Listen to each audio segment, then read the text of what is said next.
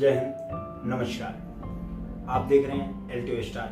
मैं अमित मिश्रा आपके साथ। बलिदान सीरीज का क्रम जारी है। उसी क्रम में आज हम पहुंचे हैं एक ऐसे वीर स्वतंत्रता सेनानी की कहानी लेकर जो ऐसी मिट्टी से आता है जहां पर चिड़ियों के संग बाज लड़ाया जाता है।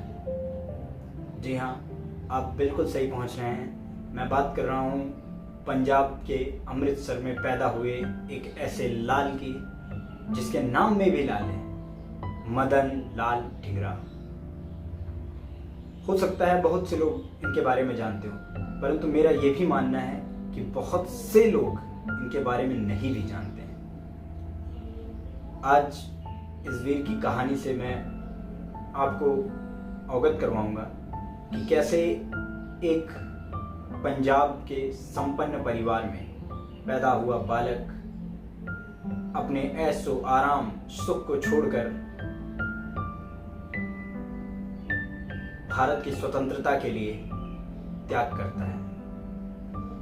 बात शुरू होती है 18 सितंबर 1883 को अमृतसर, पंजाब के अमृतसर में एक संपन्न परिवार में, एक संपन्न पंजाबी परिवार में मदन लाल ढींगरा जी का जन्म होता है।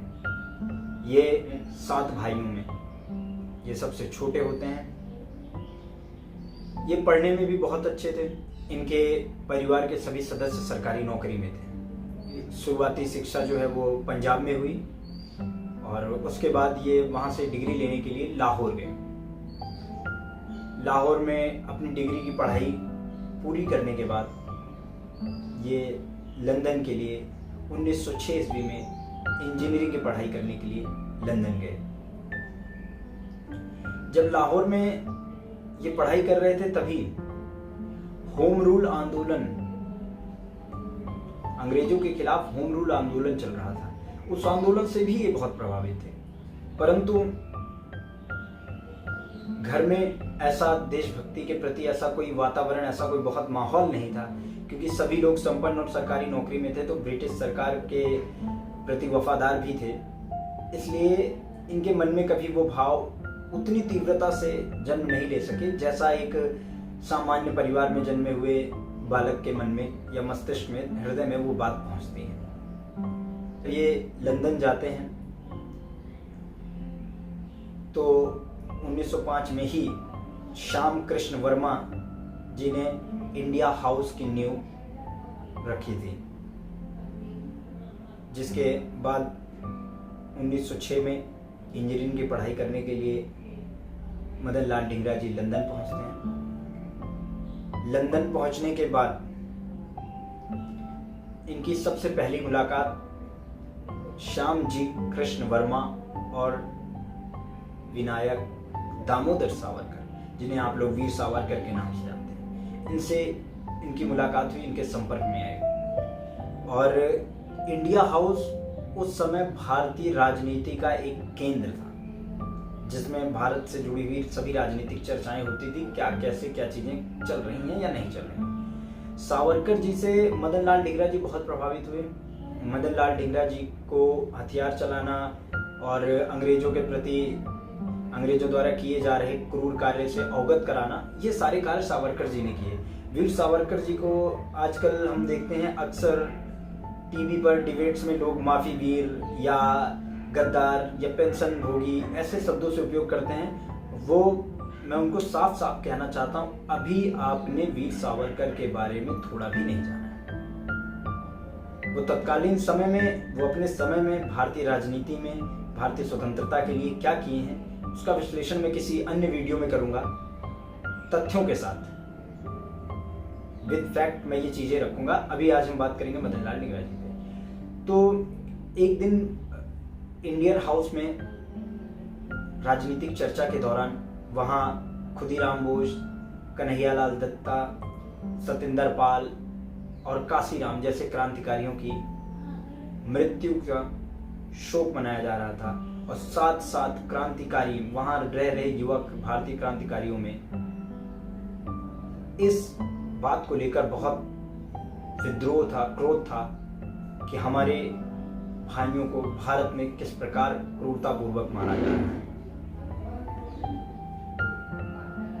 ऐसा माना जाता है कि वीर सावरकर जी ने फिर उसके बाद ढींगरा जी को शस्त्र प्रशिक्षण दिया, बंदूक, बारूद, गोलियां आदि चलाना और सही उसका उपयोग करना सीखा। 1 जुलाई 1909 को इंडियन नेशनल एसोसिएशन 1 जुलाई 1909 को इंडियन नेशनल एसोसिएशन के वार्षिक समारोह में भाग लेने के लिए बड़ी संख्या में भारतीय और अंग्रेजी दोनों मुल्क के लोग जो है शामिल हुए। भारत के राजनीतिक सहयोगी सलाहकार विलियम कर्जन मुख्य अतिथि के रूप में वहां आए। विलियम कर्जन वही व्यक्ति था जो भारत में उस समय की प्रत्येक राजनीतिक घटना में हस्तक्षेप करता था। किस प्रकार किस राज्य पर कब्जा करना है, किस प्रकार के कानून वहां लागू करने हैं, किस प्रकार किसी राजनीतिक पार्टी के साथ क्या संबंध और क्या व्यवहार करने हैं, ये सब चीजें वो तय करता था। किसी भी आंदोलन को दबाना हो या अत्याचारी घटना हो या क्रूरता की पराकाष्ठा को पार करना हो, बिना इसके निर्देश के नहीं होता था। विलियम कर्जन मुख्य अतिथि के रूप में आए। विलियम कर्जन और उनकी वाइफ जैसे ही अंदर आती हैं मुख्य द्वार से, वैसे ही मदन लाल ढींगरा उन पर लगातार गोलियां फायर करते हैं। एक बार में कम से कम 6 से 7 गोलियां लगातार फायर करते हैं और परिणाम स्वरूप 4 गोलियां निशाने पर लगती हैं, जिसके बाद विलियम कर्जन की वही मौत हो जाती है। उन्हें बचाने के लिए उनके साथ एक डॉक्टर रहते हैं, वो सामने आते हैं और एक गोली उन्हें लगती है और वहीं उनकी मौत हो जाती है। इस घटना के तुरंत पश्चात मदन लाल ढींगरा स्वयं को गोली मारना चाहते थे, क्योंकि उन्होंने स्वयं को मारना उचित समझा बजाय अंग्रेजों के हाथ मारना। वो जैसे ही स्वयं को गोली मारने जा रहे थे, इतने में अंग्रेजी सेना ने उन्हें गिरफ्तार कर लिया। बाद में 16 अगस्त को जब उन्हें कोर्ट में पेश किया गया, उन्हें जेल में डालने के बाद फांसी की सजा दे दी गई, लेकिन 16 अगस्त को जब उन्हें कोर्ट में पेश किया गया, उन्हें अपने पक्ष में दलील देने के लिए कहा गया, तो उन्होंने साफ साफ शब्दों में कहा कि मैं भारत माता की स्वतंत्रता के लिए फांसी के फंदे पर हंसते हंसते झूलना चाहूंगा और इसमें बिना किसी विलंब के मैं चाहता हूं कि मुझे फांसी दी जाए। 17 अगस्त 1909 को इनको फांसी दे दी। इन्होंने अपने प्राण तो गंवा दिए, परंतु जाते जाते अपने शहीद भाइयों का, अपने क्रांतिकारी भाइयों का बदला जरूर ले लिया और अंग्रेजी सेना को एक कड़ा संदेश दिया कि हम मारना और मरना दोनों जानते हैं। जिसके बाद लगातार अंग्रेजी सरकार पर दबाव बनता गया और परिणाम स्वरूप हमें आजादी मिल गई। एक व्यक्ति से ही आजादी नहीं मिल गई। हमारे जितने स्वतंत्रता सेनानी थे, जो विद्रोह की पहली चिंगारी 1857 से प्रारंभ हुई, वो रौद्र रूप में आने लगी। 57 से लेकर 1909, 1917, 1930, 1935, 1936 बढ़ते बढ़ते उसका प्रकोप इतना बढ़ा कि अंग्रेजी सेना को ये अब डर लगने लगा कि यदि हमने भारत नहीं छोड़ा तो ये हमें खत्म कर देंगे। और हमें क्या बताया गया? हमें ठीक इसके विपरीत बताया गया। हमें इसके विपरीत ये बताया गया कि अंग्रेजी सेना ने हमें आजादी दे दी क्योंकि हम राजनीतिक तौर पर मजबूत हो रहे थे।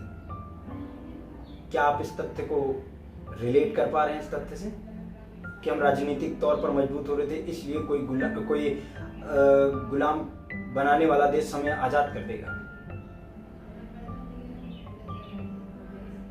सिर्फ राजनीतिक मोर्चे पर मजबूत होने से यदि आजादी मिल रही होती तो वो आजादी तो हमें लगता है हमारे राजा महाराजा ही हमें दिला सकते थे, परंतु ऐसा क्यों नहीं हुआ? क्योंकि तब अंग्रेजों को ये लगता था कि हम भारतवासियों को जाति में, धर्म में बांटकर, फूट डालकर राज कर सकते हैं। परंतु ये पैतरा भी उनका ज़्यादा दिन नहीं चला और पहले विद्रोह 1857 से लेकर आज़ादी तक के लगभग 90 साल के बीच में अंग्रेजों को उनकी औकात बता दी गई।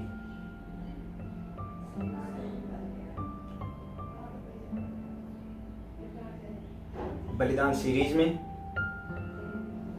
मदन लाल ढींगरा जी को जीवन जो हमने बहुत संक्षिप्त में जाना, बहुत छोटे से उदाहरण में, बहुत छोटी सी कहानी में जाना, उसका मुख्य कारण जो परिवार था वो पहले से ही संपन्न था, बहुत बड़े समृद्ध परिवार से आते थे, तो इनका कोई ऐसा संघर्षरत बैकग्राउंड नहीं रहा जिसकी वजह से इनकी वीर गाथा, इनकी वीर कहानी और इनके द्वारा किया गया आज़ादी के लिए जो प्रयास था वो काफ़ी छोटे शब्दों में था। परंतु देश के लिए बलिदान देते हुए इन्होंने अपने नाम को स्वर्णिम अक्षरों में जरूर अंकित कर दिया था और इसका उन्हें सम्मान भी मिलना चाहिए। बलिदान सीरीज की पूरी टीम की तरफ से मैं उन्हें सत सत नमन करता हूँ और आगे ये सिलसिला ऐसे ही जारी रहेगा। गुमनामी में जी रहे सेनानियों से आपको रूबरू करवाएंगे, आपका उनसे साक्षात्कार करवाएंगे। तब तक के लिए जय हिंद, वंदे मातरम।